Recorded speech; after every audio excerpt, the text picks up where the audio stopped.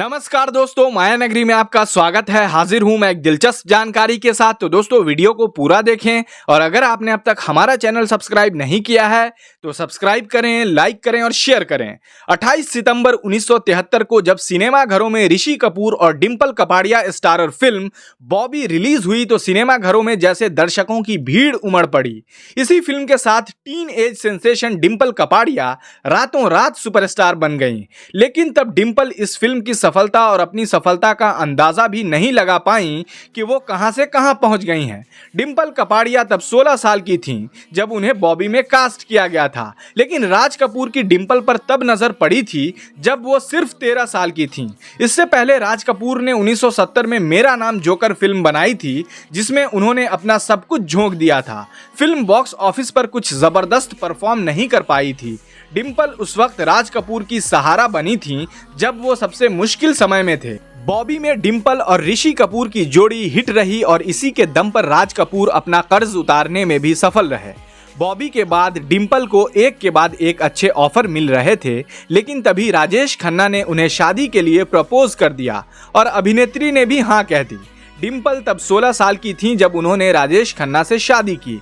हालांकि दोनों का रिश्ता कभी फल फूल नहीं पाया। राजेश खन्ना और डिंपल कपाड़िया की दो बेटी ट्विंकल और रिंकी खन्ना हुई, लेकिन दोनों का रिश्ता लगातार खराब होता गया।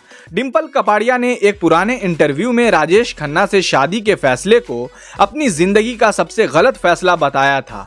उन्होंने कहा था कि अपने इस फैसले पर उन्हें हमेशा अफसोस रहा। एक्ट्रेस ने एक इंटरव्यू में कहा था कि उन्हें अपनी इस गलती का तभी एहसास हो गया था जब उन्होंने बहू के रूप में सुपरस्टार के घर में कदम रखा था। डिंपल कपाड़िया को अपनी पहली फिल्म से जो स्टारडम मिला उसके लिए हर हीरोइन आज भी तरसती है, लेकिन बॉबी की जबरदस्त सफलता के बाद भी डिंपल कपाड़िया ने अपने से 2 गुने उम्र के सुपरस्टार राजेश खन्ना के साथ शादी कर ली और इस खबर से डिंपल ही नहीं बल्कि राजेश खन्ना के फैंस भी हैरान रह गए। डिंपल इस बात से पूरी तरह अनजान थी कि इस शादी से उनका स्टारडम छूमंतर हो सकता है। राजेश खन्ना से शादी अनाउंस करते ही डिंपल कपाड़िया ने अपने करियर से ब्रेक ले लिया। शादी के बाद न सिर्फ डिंपल ने फिल्मों से दूरी बना ली बल्कि लाइमलाइट से भी दूर हो गईं। उन्होंने 10 साल तक किसी फिल्म को हाँ नहीं कहा। इस दौरान वो 2 बेटियों की मां भी बन गईं, लेकिन उनकी जिंदगी की उठापटक खत्म नहीं हुई।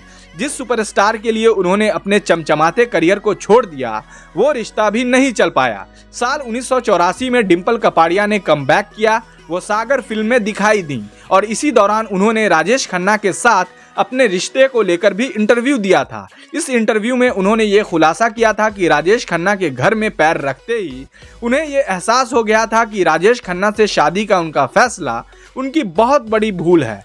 इंडिया टुडे को दिए इंटरव्यू में डिंपल कपाड़िया ने कहा था कि मैंने उन्हें यानी राजेश खन्ना को तब अच्छे से जाना जब हम चार्टर्ड फ्लाइट से किसी शो के चलते अहमदाबाद जा रहे थे।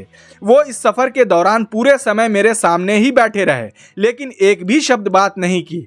जैसे ही फ्लाइट लैंड करने वाली थी तब वो मुड़े, उन्होंने मेरी तरफ देखा और कहा कि मैं तुमसे शादी करना चाहता हूँ। चीज़ें इतनी जल्दबाजी में हुई कि मुझे कुछ समझ नहीं आया। मैंने जिस दिन राजेश खन्ना से शादी की उसी दिन हमारे जिंदगी की खुशियां जैसे खत्म होने लगी। बताया जाता है कि राजेश खन्ना ने शादी के बाद डिंपल कपाड़िया के एक्टिंग करियर पर ब्रेक लगा दिया था, जबकि बॉबी की सफलता के बाद अभिनेत्री को कई अच्छे ऑफर मिल रहे थे और फिल्मों के लिए 5 लाख तक की फीस ऑफर हो रही थी।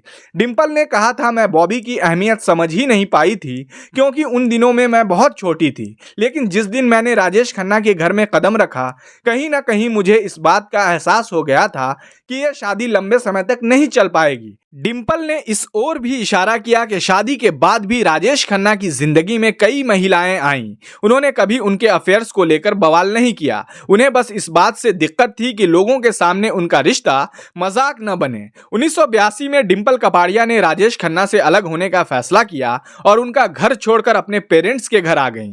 तब से वो राजेश खन्ना से अलग ही रहीं। हालांकि जब 2012 में राजेश खन्ना का निधन हुआ तब वो वहीं मौजूद थीं। तो दोस्तों कैसी लगी ये दिलचस्प जानकारी हमें कमेंट कर जरूर बताएं। फिर हाजिर रहूंगा ऐसी ही एक दिलचस्प जानकारी के साथ। बने रहिए माया नगरी के साथ। नमस्कार।